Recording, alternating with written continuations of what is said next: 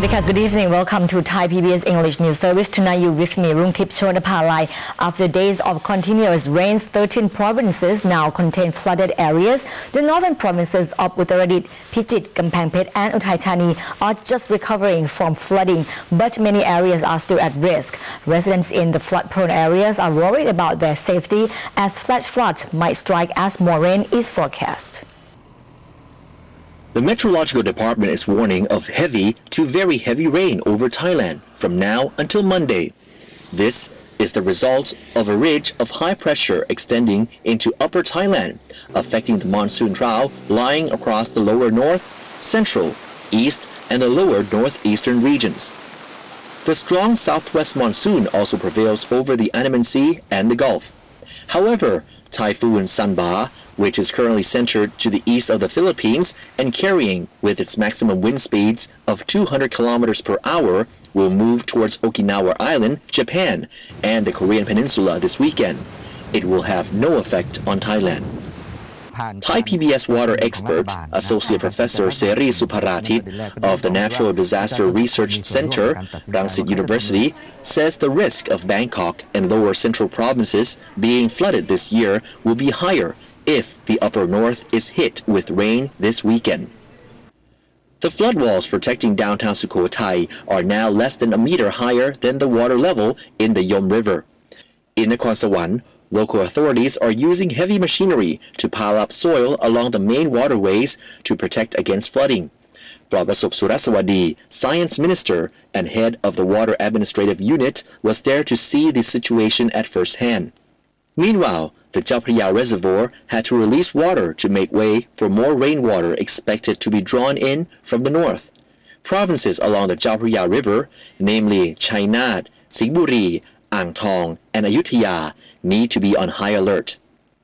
Up north, Mae district of Chiang Rai province was hit by a flash flood last night. At least 30 houses were damaged or destroyed. However, a pause in the rainfall is easing the situation, but as more rain is expected, many northern provinces are bracing for flash floods this weekend. This Monday, the Thai Prime Minister is to meet with religious leaders, including representatives from the Muslim World League and Religion for Peace Inter-Religious Council. Additionally, the government and the opposition are to meet to discuss the peace process early next week. The Commander-in-Chief General Prayut Chan-o-cha said that the army is to join the meeting between the government and the opposition on September 18th to discuss the peace process to try to halt the ongoing violence in the south. Meanwhile, Air Chief Marshal Sukampol Suwanatat, Defense Minister, pointed out that it is a good sign that all parties will try to find solutions together because the Democrat Party holds a majority of southern votes. He said that the government is ready to exchange views and listen to the opposition party. The Defense Minister said that while not all areas in southern Thailand have faced violence, the troubles have continued for 7 years. Meanwhile, religious leaders, including representatives from the Muslim World League and the Religion for Peace Inter-Religious Council, will meet Prime Minister Yingluck on Monday at the Prime Minister's office to share views and perspectives on the role of religion in the peacemaking process. The Thai Anti-Corruption Network was started by Dusit Nontanakorn, the former chairman of the Thai Chamber of Commerce and Board of Trade. The Thai Anti-Corruption Network has remained active in promoting awareness of the grave problem in Thai society. Earlier, I talked to Vichai Asarattakon, Secretary General of the Thai Anti-Corruption Network, who stressed the importance of fighting corruption and cooperation and networking between government, private sector, and people as a whole. Any hope for the future when compared Thailand to, for example, our neighbors like in Singapore? Singapore is one very top rank in terms of anti-corruption, yes, right? Yes. So how can we achieve that or be close to that? We have to be hopeful, and we have to be patient. Countries which you mentioned takes a long time. We start seriously only maybe a year ago. All of this country may take 30 years, 40 years. Hopefully we don't have to take that long. But we have to be patient. As I say, the power of people is important, and we have to change the mindset of the people in society. That's the most important. If people think this is a tea money, is a culture, is something we can tolerate, then we cannot change that. We must have zero, we call zero tolerance. We have to be able to change this mindset, and we start from the young generations because, I mean, in 10 years time, 20 years time, we'll not be here, but they are our future. So if we can start from this ground level, then I think we have a better chance of turning the country around. Because youth is they are the future of the country. That's right. You mean in any hopes or any aims in 5 or 10 years? How can we? In 5 or 10 years, yes. I think we can see some results. The key factor now is the political commitment and determinations. We must admit that we, as a private sector of people, we do not have the law. We don't have the law enforcement. Right. The law enforcement is with the government and with the NACCs, with the some independent institution, by the Constitution. So we have to rely on these people to try to enforce the law effectively. But we will support them as the power people to do their job successfully. Now we turn to economic news. So here is Kun Bandit Gerbandit with economic focus. Thank you, Dr. Rungtip. One piece of much anticipated global economic news today has been the U.S. Federal Reserve's execution of the third round of quantitative easing, or QE3. The American Central Bank purchased $40 billion of mortgage debt as it seeks to boost growth and tackle unemployment. Unsurprisingly, stocks rallied after the announcement. Here at home, an eagerly awaited announcement today was the appointment of the new president of Thai Airways. As anticipated, Soratak Gasemsuwan, the lone candidate for the post, has been successfully selected by the board of directors. The employment contract will be signed within next month. Following the appointment of Soratak Gasemsuwan as the new TG president, Thai Panyayong, the acting president, announced that his employment contract will be signed in October, and an evaluation of Soratak's performance will be held every 6 months. However, in May, the former TG president Piyasawat Amaranan was sacked from the post for having communications problems with the board. Piyasawat then retaliated by filing a petition with the Central Labor Court, accusing the airline of laying him off unjustly. In the event that the court ruled in favor of the former TG president and ordered his position to be reinstated, the Thai Airways has to seek legal advice to assess how next to proceed. The Commerce Ministry is preparing to release another 500,000 tons of its rice stockpile, and the private sector will be asked to submit their bids on September 19th.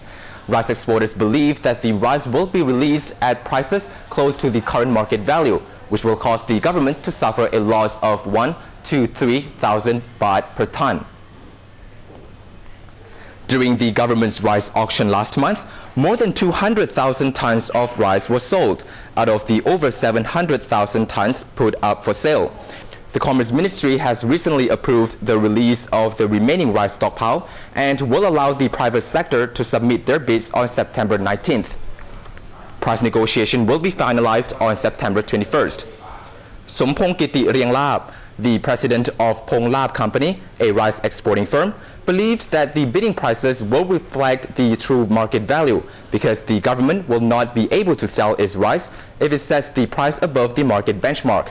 This will ultimately cause the government to incur a loss of 1,000 to 3,000 baht per ton. Responding to the government's claim that it is to sell 7 million tons of rice of the 11 million tons in its stockpile through a government-to-government or G2G agreement with 4 countries, Sompong said he does not believe it is true, as rice exporters have been monitoring the government's rice exporting activities, and if there were any G2G trade agreement, the rice exporters will have been informed by now. We end tonight's economic focus with the news that the start of the AEC looks like being postponed. Recently, ASEAN Secretary General Surin Pissawan announced that economic ministers from the 10 ASEAN countries had asked him to delay the launch of the ASEAN Economic Community to December 31st, 2015, as some member countries are still not yet ready. The precise date of the birth of the ASEAN Economic Community, or AEC, which Secretary General Surin Pisawan announced as December 31st, 2015, will be formally introduced as the next ASEAN Summit in November.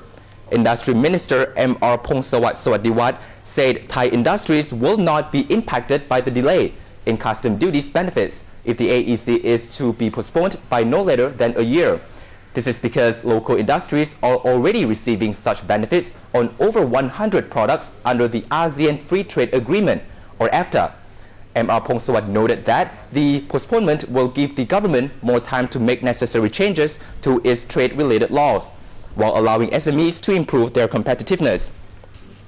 On the other hand, Pongsak Asakun, the president of the Thai Chamber of Commerce, disagrees with the delay, arguing that it will affect every aspect of the move towards a more integrated regional economy, including further postponement of important changes in the trade-related laws. Pongsak insisted that it has been acknowledged for a long time that some member countries are still not yet ready for the AEC. Yet, that should not be the reason to delay the formation of the ASEAN Economic Community. Instead, member countries should let the AEC kick off early and let each member help others to achieve the goal of greater economic cooperation, which is more productive than waiting until every country is prepared. And that wraps up tonight's Economic Focus. I wish you a happy and safe weekend and return to you, Dr. Rungtip.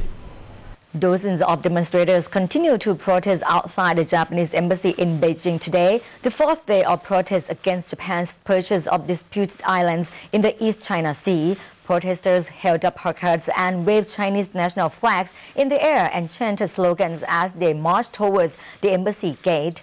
On Friday morning, 6 Chinese patrol ships entered waters near the disputed islands known as Senkakus in Japan and Diaoyu in China. Japan's Coast Guard said, marking the latest twist in the long-running dispute between the two nations. 尖閣諸島が日本固有の領土であることは A Japan Coast Guard official said the Coast Guard ordered the ships to leave, but only 2 complied, leaving 4 Chinese vessels still in Japanese waters. The Chinese ships have still not followed the Coast Guard's order to leave the territorial waters. The dispute has led to at least 4 instances to attacks on Japanese residents in Shanghai.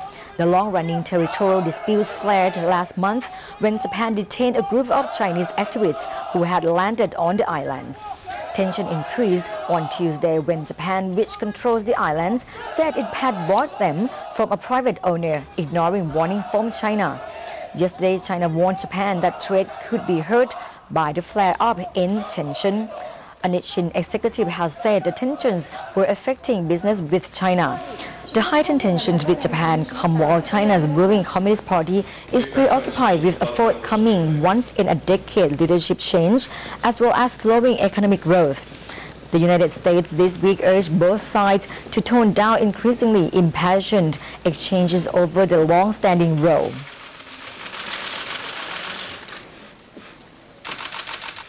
The Duke and Duchess of Cambridge visited downtown Kuala Lumpur today as part of their Asia-Pacific tour. Prince William and his wife Catherine visited Al-Sayad Kirin Mosque in the Malaysian capital. Here's more. The royal couple were greeted by dozens of excited residents and tourists as they watched the cultural performance. Kuala Lumpur resident Ifa Nadila said she was there mainly to see Kate. A British national living in the Malaysian capital said the royal visit made her proud to be British. I'm very proud to be British, and I'm very proud and patriotic and really enjoy the opportunity to come and share this. Malaysia is part of the Commonwealth, and so we're very proud of the relationships we have as a country with other countries in the Commonwealth, and it makes the world very small and makes us very proud. This is the first visit by British royals to Malaysia in 14 years. The last visit was made by Queen Elizabeth II in September 1998. The couple were set to travel to Sabah in Borneo later in the day. Hugh Adams, ThaiPBS. The Meteorological Department is forecasting widespread heavy rainfall over most of the country, with heavy to very heavy showers in parts of the north, northeast, central, east and the upper south regions. People should prepare for severe conditions between 14th and 18th of September. The Meteorological Department announced that a ridge of high pressure extending into the upper portion of Thailand is affecting the intense monsoon through located over the lower north and the northeast. This through will lie across central and eastern parts between 14th and 15th September, and a strong southwest monsoon will remain over the Andaman Sea and Gulf of Thailand. Abundant rain is likely over the country with heavy to very heavy showers in some parts of the north, the northeast, central, east and upper south. People should be prepared for severe conditions between the 14th and 18th September. The wave height in the Andaman Sea and the upper Gulf of Thailand are expected to reach about 2 meters. All ships should proceed with caution.